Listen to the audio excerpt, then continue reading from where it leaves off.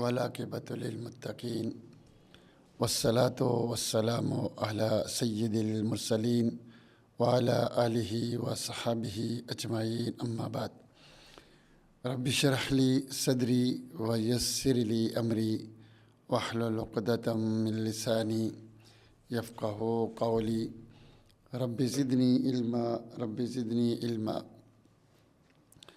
اما بعد فاعوذ باللہ من الشیطان الرجیم بسم اللہ الرحمن الرحیم یوفون بالنذر ویخافون یوما کان شرہ مستطیرا۔ اللہ تعالیٰ کی حمد و ثنا اور رسول معظم صلی اللہ علیہ وآلہ وسلم پر درود و سلام کے بعد آج انشاءاللہ العزیز 12واں باب ہم شروع کر رہے ہیں۔ وہ باب ہے باب من الشرک النظر لغیر اللہ، کہ باب من الشرک کہ شرک کی بڑی بڑی قسموں میں سے یعنی شرک اکبر میں سے ایک شرک اکبر یہ بھی ہے کہ بندہ النظر لغیر اللہ، اللہ کے علاوہ کسی اور کے لیے نظر مانے۔ نظر ماننا وہ یہ ہے، نظر کی تعریف یہ ہے کہ التزام المکلف فعل طاعت لم تجب علیہ باصل الشرع، کہ انسان اپنے اوپر کوئی چیز واجب کر لے، کوئی چیز لازم کرے کہ میں یہ کام کروں گا، کہ میں روزے رکھوں گا یا پہلی صف میں نماز پڑھوں گا یا فلانا آدمی کو روزانہ میں صدقہ دوں گا یا اللہ کے راستے میں کچھ بھی کروں گا اللہ کو راضی کرنے کے لیے، اور وہ چیز اس کے رب نے اس پر واجب نہیں کی، اس کے رسول نے واجب نہیں کی۔ یعنی اسلام میں قرآن و سنت میں اللہ رسول نے واجب نہیں کی، وہ اپنی طرف سے ایک چیز کو اپنے اوپر واجب کر رہا ہے۔ حالانکہ صحیح مسئلہ یہی ہے کہ عبادت وہ ہوتی ہے کہ جس کا حکم اللہ رسول نے دیا ہو، اسلام نے دیا ہو۔ اسلام اپنی طرف سے کوئی چیز اپنے اوپر واجب نہیں کر سکتا، اسلام نہیں بنا سکتا، دین نہیں بنا سکتا۔ تو لیکن یہاں یہ عبادت ہے، اس کی دلیل کیا ہے؟ اس کی دلیل یہ ہے کہ اللہ رب العزت نے قرآن میں جو لوگ نظریں پوری کرتے ہیں ان کی تعریف کی ہے کہ یوفون بالنذر ویخافون یوما کان شرہ مستطیرا، کہ جو نیک بنتے ہیں، جنتی بنتے ہیں، وہ جنتی لوگ اپنی نظروں کو پورا کرتے ہیں اور اپنے رب سے ڈرتے ہیں۔ تو گویا یہ بات اللہ کو پسند ہے، اللہ ان کی تعریف کر رہا ہے یوفون بالنذر، کہ وہ اپنی نظروں کو پورا کرتے ہیں۔ تو جب یہ کام ہے اللہ کو پسند ہے، محبوب ہے، تو یہ عبادت ہوا، یہ عبادت ہوا۔ تو حدیث میں آتا ہے کہ حدیث میں نہیں، عبادت کی جو تعریف علماء نے کی ہے وہ یہ ہے کہ وہ اسم جامع لکل ما یحبہ اللہ و یرضاہ من الاعمال والاقوال ظاہرہ والباطنہ، کہ وہ ایک جامع چیز ہے عبادت، ایک جامع چیز ہے، ہر اس چیز کا نام عبادت ہے جسے اللہ پسند کرے اور جس کے کرنے سے اللہ راضی ہو۔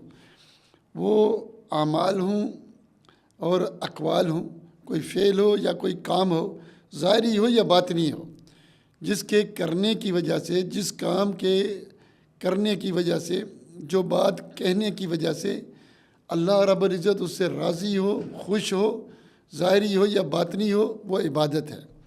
تو اب اس سے چونکہ اللہ رب العزت خوش ہو رہا ہے، راضی ہو رہا ہے، تو یہ عبادت ہے، اور اللہ کی عبادت جو ہے وہ کرنا فرض ہے، ضروری ہے۔ اور پھر اللہ رب العزت نے حکم بھی دیا ہے کہ وَلْيُوفُوا نُذُورَهُمْ، کہ وہ اپنی نظروں کو پورا کریں۔ تو اس لحاظ سے نظر الگ بھی عبادت بن گئی۔ تو جب یہ نظر عبادت ہے تو صرف العبادہ لغیر اللہ شرک الاکبر، تو جو عبادت ہے، جو چیز کہ جس طرح سے ہم اللہ کی عبادت کرتے ہیں کہ نظر عبادت ہے، تو عبادت کا اللہ کے علاوہ کسی اور کے لیے کرنا یہ شرک اکبر ہے۔ اس لیے جو شخص نظر اللہ کے علاوہ کسی اور کے لیے مانتا ہے، کرتا ہے، تو وہ شرک اکبر کرتا ہے۔ اللہ تعالیٰ ہم سب کو ہدایت دے۔ تو نظر ماننا اور اس پہ اس کی وفا کرنا، خاص کر کے اس پر اس کی وفا کرنا، اس کو پورا کرنا، یہ بہت بڑی عبادت ہے، اور اگر کوئی نظر غیر اللہ کے نام کی مانتا ہے تو یہ شرک اکبر ہے۔ حدیث میں آتا ہے کہ نظر لا یاتی بالخیر، یہ نظر کوئی خیر کی چیز نہیں ہے، نظر نہیں ماننی چاہیے، نظر نہیں ماننی چاہیے۔ یہ صرف بخیل کے انما یستخرج بہ من البخیل، بخیل سے صرف مال نکالا جاتا ہے، تو نظر ماننے کا کوئی فائدہ نہیں۔ پھر نظر دو طرح کی ہوتی ہے، ایک مقید اور ایک مطلق۔ مقید یہ ہوتی ہے کہ اللہ اگر میرا یہ کام کر دے تو میں اتنی نمازیں پڑھوں گا، اتنے نفل پڑھوں گا، اتنے روزے رکھوں گا، اتنا صدقات کروں گا، یعنی مقید کرنا، میرا یہ کام ہو جائے، میری یہ مشکل دور ہو جائے، یہ حاجت پوری ہو جائے، امتحان میں پاس ہو جاؤں، اور فلانا میرا بیٹا ٹھیک ہو جائے، تو مجھے فلان چیز مل جائے، تو میرے اوپر اتنے روزے، اتنا صدقہ کروں گا۔ اللہ کے رسول صلی اللہ علیہ وسلم نے کہا کہ اس کی اس نظر ماننے سے نہ بیمار کو شفا ملتی ہے، نہ اس کی مشکل دور ہوتی ہے، نہ اس کی حاجت پوری ہوتی ہے، صرف بخیل کی جیب سے صرف پیسے نکلتے ہیں۔ اور اگر وہ مقید نہیں مطلق ہے، کہتا ہے کہ میں اللہ کے لیے صدقہ کروں گا، اتنے پیسے دوں گا، مقید نہیں کرتا کہ میرا یہ کام ہو تو کروں گا، نہیں، ایسے ہی کہتا ہے میں اللہ کے لیے یہ کام کروں گا، یہ کام کروں گا، تو یہ نظر اس سے بہتر ہے، لیکن یہ بھی جائز نہیں، کیونکہ اللہ تعالیٰ نے آپ سے آسانی چاہتا ہے۔ یرید اللہ بکم الیسر، اللہ آسانی چاہتا ہے، ولا یرید بکم العسر، تنگی نہیں چاہتا۔ اللہ نے آپ پر، اسلام نے آپ پر، قرآن و سنت نے آپ پر فرض ایک چیز نہیں کی، آپ اپنی طرف سے ایک چیز لازم کرتے ہیں، اور پھر جب اس کو پورا نہیں کریں گے تو گناہ ہوگا۔ تو اگر ہو سکتا ہے اس میں پورا نہ کر سکیں یا کمی پیشی ہو، خام خواہ گناہ اپنے اوپر کیوں لوڈ کر رہے ہیں؟ خام خواہ کا یعنی گناہ، وہ ذنب جو ہے، وہ جرم اپنے اوپر کیوں کر رہے ہیں؟ تو اس لیے جو حکم اللہ نے دیے ہیں جنت میں جانے کے لیے، جہنم سے بچنے کے لیے، ان حکموں پر عمل کر لیں، 5 ٹائم کی نماز پڑھ لیں، روزے رکھ لیں، زکوٰۃ دیں، جو طریقے اسلام میں وہ کافی ہیں، مزید اپنے اوپر پابندی اور نہیں لانی چاہیے۔ تو اس لیے نظر ماننی مکروہ ہے، جائز نہیں ہے، یعنی مکروہ ہے، ٹھیک نہیں، اللہ کا پسندیدہ عمل نہیں۔ لیکن اگر کوئی مان لیتا ہے، اگر کوئی نظر مان لیتا ہے تو پھر اس کی وفا کرتا ہے اچھے طریقے سے، تو یہ عمل اللہ کو پسند ہے، یہ عمل اللہ کو پسند ہے۔ تو اس لیے قرآن نے جو تعریف کی ہے یوفون بالنظر، کہ وہ نظر کو پورا کرتے ہیں۔ نظر ماننا افضل نہیں ہے، نظر ماننا اچھی بات نہیں، لیکن اگر کسی نے مان لی تو اس کو پورا کرنا یہ افضل بات ہے، پھر اس کی اللہ نے تعریف کی ہے، تو اس لیے یہ عبادت بن گئی ہے۔ تو پھر نظر 2 طرح کی ہوتی ہے، ایک نظر ہوتی ہے معصیت کی، ایک نظر ہوتی ہے معصیت کی، اور ایک اطاعت کی۔ اگر اطاعت کی ہے، حدیث میں آتا ہے من نظر یطیع اللہ فلیطعہ، جو کوئی نظر مانتا ہے کس کی، اچھائی کے کام کرنے کی، تو وہ نظر پوری کرے کہ میں اللہ کے راستے میں صدقہ دوں گا، نظر مان لی، ماننی نہیں چاہیے تھی لیکن مان لی، اب پوری کرے۔ اور اگر اس نے نظر مانی ہے برائی کی، من نظر یاسی اللہ فلا یاسی ہے، جس نے نظر مانی کہ میں اپنے بھائی سے بات نہیں کروں گا، آئندہ میں فلاں کے گھر نہیں جاؤں گا، آئندہ میں فلاں پر خرچ نہیں کروں گا، یعنی برائی کی نظر مانی، تو وہ کیا کرے، اس کو پورا نہ کرے، اس کا کفارہ دے دے۔ اگر کسی نے نیکی کی نظر مانی ہے اور اب اس کو پورا نہیں ہو رہی، اسی نظر مشکل پڑ رہی، بس کہا میں 50 روزے رکھوں گا اگر میرا یہ کام ہو گیا، یا کام ہو گیا لیکن اب پورا کرنے کی، 50 روزے رکھنے کی ہمت نہیں ہے، یا اس نے ویسے ہی نظر مانی، کام ہو نہیں ہو، اس نے اس کا مسئلہ نہیں تھا، اس نے مطلقہ نظر مانی کہ میں اللہ کے لیے 50 روزے رکھوں گا، ایسے ہی پھر 50 روزے رکھنے کی ہمت نہیں ہے، تو وہ کیا کرے، اس کا کفارہ ادا کرے۔ کفارہ کیا ہے؟ یا گردن آزاد کرے، یا 3 دن کے روزے رکھے، یا 10 مسکینوں کو لباس پہنائے، یا 10 مسکینوں کو کھانا کھلائے، ان 4 میں سے کوئی ایک کام کر لے، یہ نظر کا کفارہ ہے۔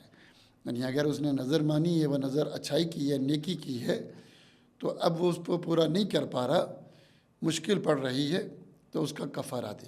اور اگر نظر ہے برائی کی، کہ میں یہ جھوٹ بولوں گا، میں فلانے سے بات نہیں کروں گا، فلانے کے گھر نہیں، گناہ کی نظر مانی، تو وہ نظر نہ مانے، وہ نظر پوری نہ کرے، فلا یاسی۔ اب اس کا کفارہ دینا ہے یا نہیں دینا، علماء کا اختلاف ہے۔ کچھ کہتے ہیں کہ چونکہ نظر مان لیے، نظر ہے، نظر کا کفارہ ہے تو اس کو دینا چاہیے۔ کچھ کہتے ہیں کہ اللہ کے رسول نے کہا اس کو پورا نہ کرو، یہ ہوئی نہیں، یہ برائی اور گناہ کی نظر ہے، یہ نظر نہیں ماننی چاہیے، یہ غلط ہے، یہ واقعی نہیں ہوئی تو اس کا کفارہ نہیں ہے۔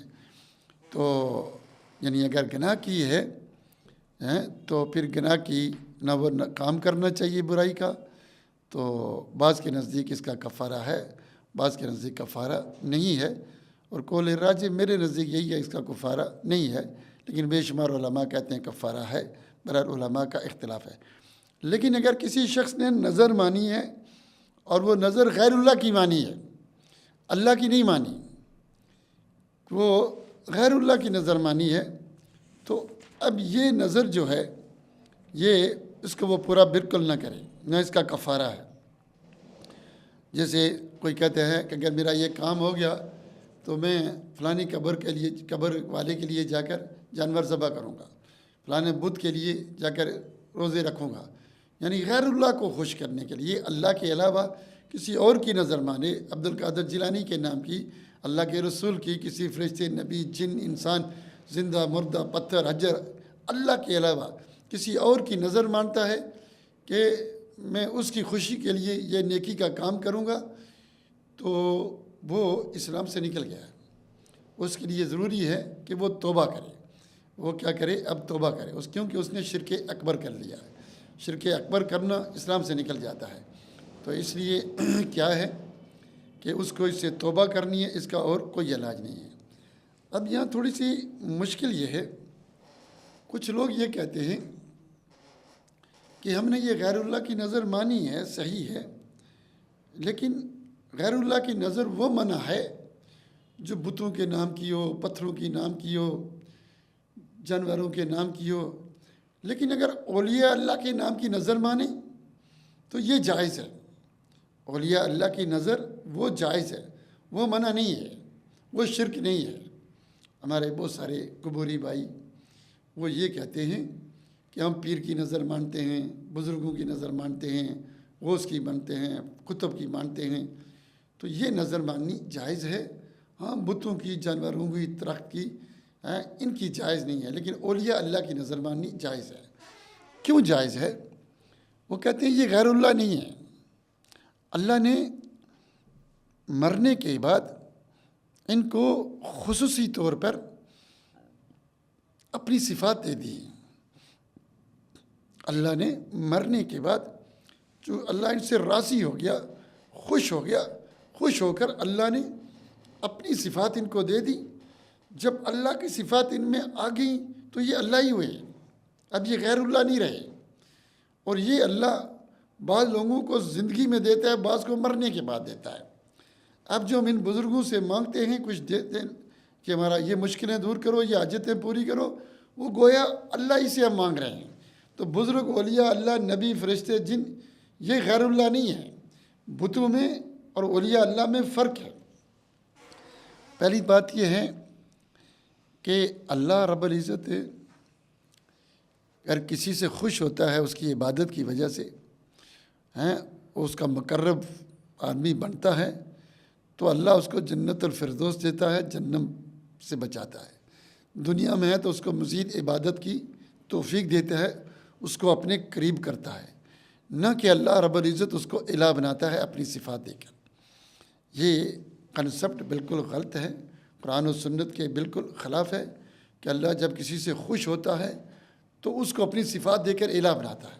اللہ کسی کو اپنا الہ نہیں بناتا، اللہ دو الہ نہیں بناتا، اللہ کسی نبی رسول کو یہ حکم نہیں دیتا، اللہ نے اپنی عبادت کا حکم دیا ہے۔ اللہ جب کسی سے خوش ہوتا ہے دنیا میں تو اس کو مزید عبادت کی توفیق دیتا ہے، اپنے قریب کرتا ہے، اور اللہ کے ہاں سب سے اونچی فضیلت یہ ہے کہ کوئی اللہ کا بندہ بن جائے۔ قرآن اور سنت میں جو نبی صلی اللہ علیہ وسلم کی سب سے بڑی تعریف ہوئی ہے وہ یہ ہے کہ انہ لما قام عبداللہ، کہ یہ اللہ کا بندہ ہے، اللہ کی عبادت کرنے والا ہے۔ اور مرنے کے بعد اللہ اس کو جنت الفردوس الاعلیٰ دیتا ہے، اونچا مقام دیتا ہے، اس سے راضی ہوتا ہے، لیکن کسی کو الہ نہیں بناتا۔ اس کی دلیل یہ ہے، قرآن میں اللہ کہتا ہے لم یلد ولم یولد، کہ کوئی چیز اللہ سے نہیں نکلی، نہ اللہ کسی سے نکلا ہے۔ اللہ کی ذات و صفات ہیں وہ الگ ہیں، مخلوق الگ ہے۔ مخلوق کا کوئی ذات و ذرہ کوئی چیز اللہ میں نہیں، اللہ کی کوئی چیز مخلوق میں نہیں۔ اللہ بائن عن المخلوق ہے، جو مخلوق ہے وہ اللہ میں نہیں، اللہ مخلوق میں نہیں۔ اللہ الگ ہے، مخلوق الگ ہے، ان دونوں کا کوئی تعلق نہیں۔ اللہ نے جو مخلوق کو پیدا کیا اپنے آپ سے نہیں پیدا کیا، باہر سے پیدا کیا۔ تو اس لیے یہ بات میں مزید آگے چل کر کروں گا، ویڈیو لمبی ہو جائے گی، اس بات کو میں یہیں ختم کرتا ہوں۔ تو اس لیے یہ دلیل دینا کہ چونکہ یہ بزرگ ہستیاں ہیں، یہ نیک ہیں، یہ صالح ہیں، اور ان کی نظر ماننا جائز ہے، ان کی عبادت کرنا جائز ہے، ان کے سجدے کرنا جائز ہے، ان سے مدد مانگنا جائز ہے، مشکل کشیں، یہ بالکل شرک اکبر ہے۔ اللہ تعالیٰ سے دعا ہے کہ اللہ تعالیٰ ہمیں قرآن و سنت اور اسلام پر چلنے کی توفیق دے، آمین یا رب العالمین۔